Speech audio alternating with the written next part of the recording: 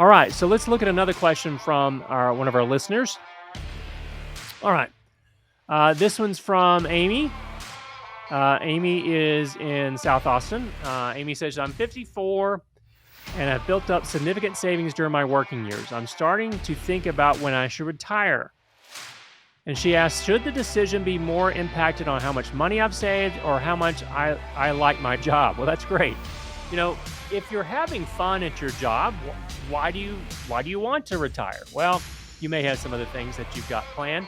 And I think a lot of folks think that retirement is a date, or retirement's an age or something like that. And that's not really true. The ability to retire depends on a number of different things. Number one, I don't think there's any scripture in the Bible that says you must retire at 65. I know there was one verse we've talked about in the show before in Genesis that was talking about mandatory retirement for the priests.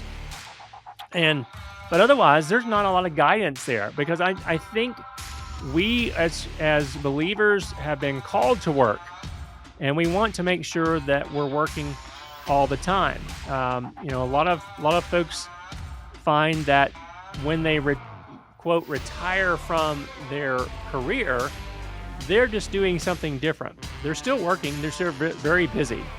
But I think it's important that if you do make that decision, Amy, to retire, that you have a plan for what you're going to do next. Yes, the amount of money that you've saved up is important and significant, but so is how much you're going to be spending every year.